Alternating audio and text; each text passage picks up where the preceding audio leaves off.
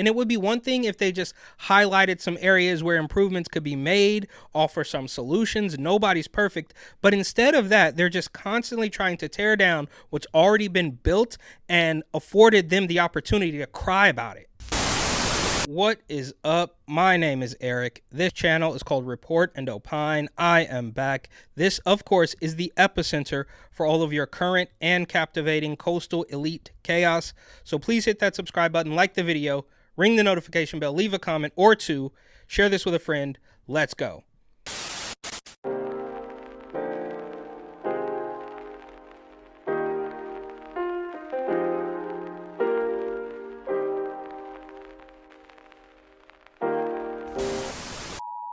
It is no secret that the eat the bugs redistribution communist contingent of America is working very hard to drag everybody down to the lowest common denominator. It is a real crabs in the bucket sort of situation that we have going on here. But from their ivory towers, the AOC types are constantly calling for equity or whatever it is, but you can believe it does not start with them. They're not going to stop flying private or hopping building to building in Washington, D.C., surrounded by half a dozen armed security guards, but that does not matter. Their message seems to be resonating with some people still, or at least the media would have us believe such is happening. And I'd argue that most college kids today don't know communism from a can of soda, but whatever. From a Bloomberg Business Instagram post, they say, Biden forgave billions in student debt. It's not enough for Gen Z, and they have a cute little infographic there. Everybody loves an infographic. And in the caption, they say, President Biden's unprecedented actions to erase student loan debt have fallen flat with the young voters in swing states he needs to win re-election, according to the latest Bloomberg News and Morning Consult poll. So when they say unprecedented, they mean completely outrageous, obnoxious, possibly illegal. That's what that means. And as far as the young swing state voters, they are dropping him because he's just not doing enough communism. It has nothing to do with the new war that we're in, even though most of them are dropping him for all of the wrong reasons. It has nothing to do with the botched pullout. It has nothing to do with inflation, crime, none of that. It's just not enough communism, so they're not going to vote for him. Who are they going to vote for? They're going to go even further left? It's all absolutely insane. They continue. That's left him trailing former President Trump in a head-to-head matchup in each of the 7 states in the poll. The first time the poll has shown Biden behind across the board. Many swing state Generation Z voters, those born in 1997 or later, say Biden is not doing enough to address the burden of student loan payments, even after he has erased $127 billion in such debt initiatives that are widely thought to be aimed at locking in that key demographic. And it's also funny how we constantly hear about, well, yeah, you can change your gender at 5 years old, but when you're 18, you're certainly not old enough to understand the consequences of taking out a high dollar loan. And I'm not sure where he got this notion that the feds can just erase debt. The country is trillions in debt. Why not erase that? Why not car loans or home loans? Everything should just be free, right? I mean, it's obvious that they want to do socialism and buy voters, but they're only going to give away free college because cars or homes could lead to a tiny taste of freedom, and they just can't have that. So it's only free college because if you don't go, you're going to end up working at McDonald's, at least until the robots take over. And the colleges have become obvious indoctrination camps where you got to walk in lockstep and you got to scream at everybody who makes a different lunch order than you. I have talked to college kids myself. I think I try and work on more affordable housing and like heavier taxes on rich people. I feel like there are lots of like high earners that kind of fly under the radar. So like if there's something I could do to somehow like be able to get more money from them to distribute to people who earn less and are not able to like take care of themselves, I would try and do that. I'm not sure how. What would you consider a high earner? A high earner? I feel like people in like the top 1%, like people who earn so much and like...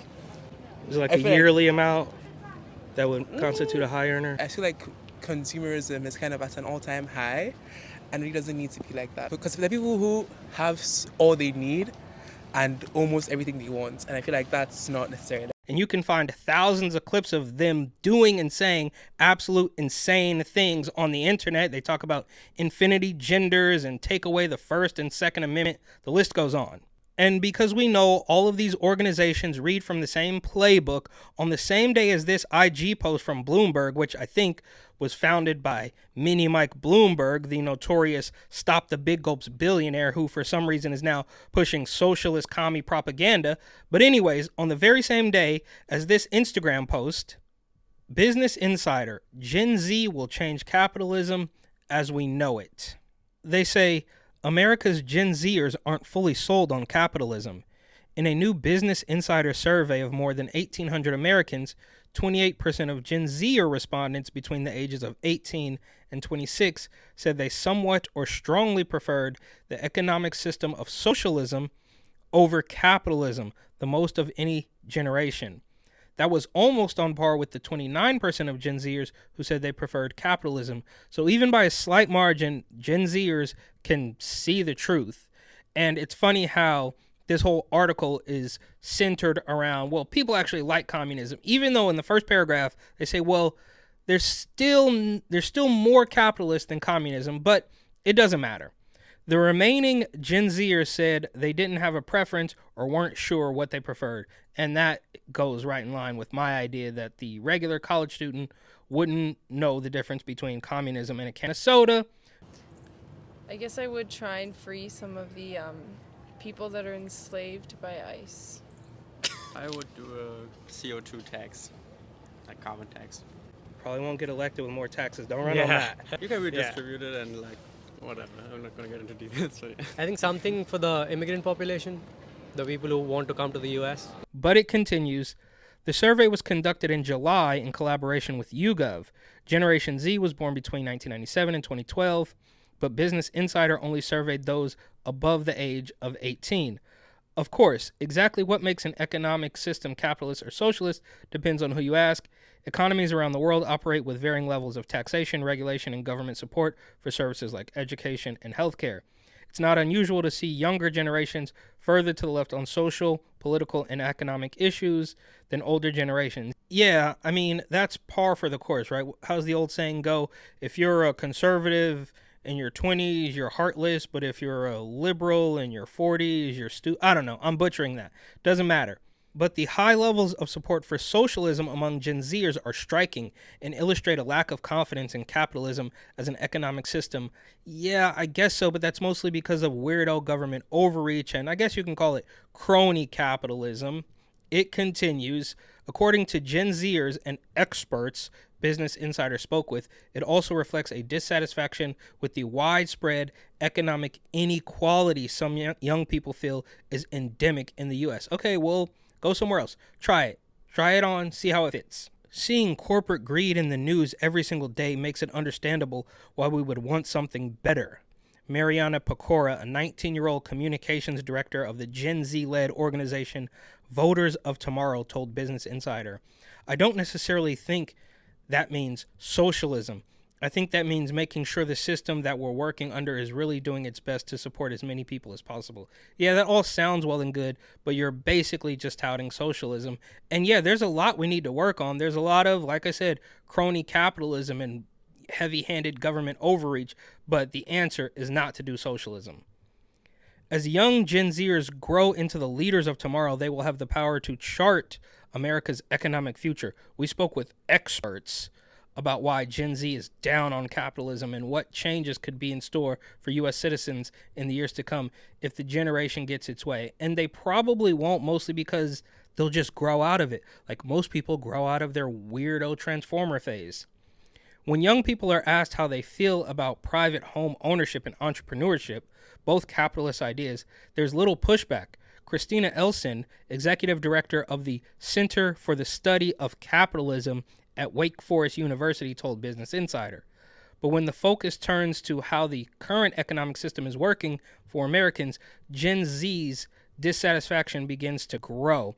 And that's why they're asking for more free stuff from President Biden, and he's doing a lot of it. But that aside, in the mind of most Americans, and particularly younger Americans, healthcare is a broken system, she said. Younger people tend to think the system would benefit from more government intervention. Yeah, so the same people who hate the government so much, orange man bad, they don't even really like Biden at this point because of this Palestine stuff. But the answer is to give the government more power, it doesn't make any sense.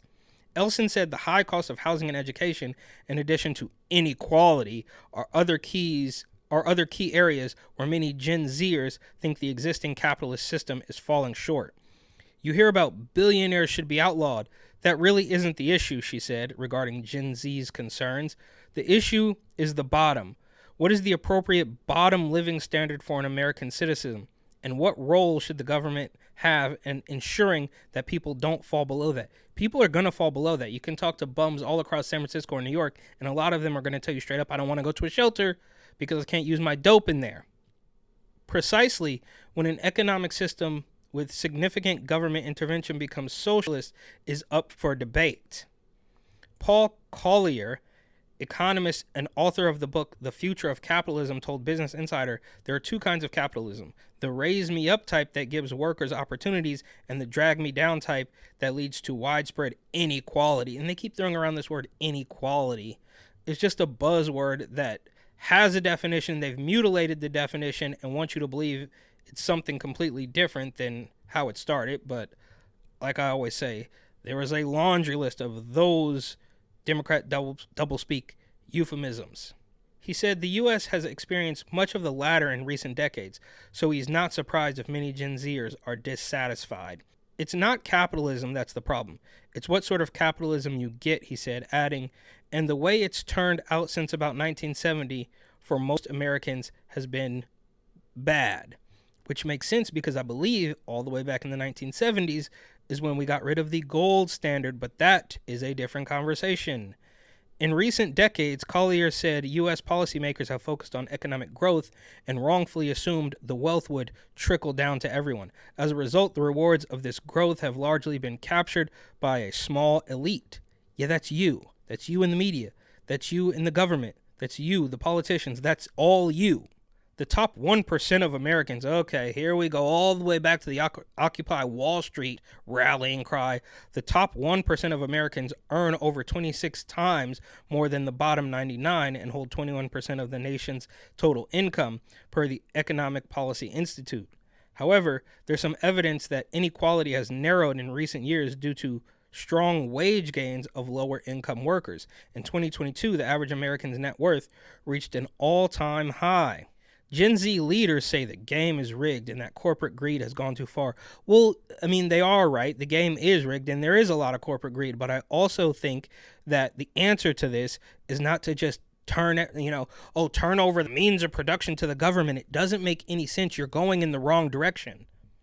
The internet has provided young people with almost unlimited information, and it's led many Gen Zers to believe that the game is rigged against them.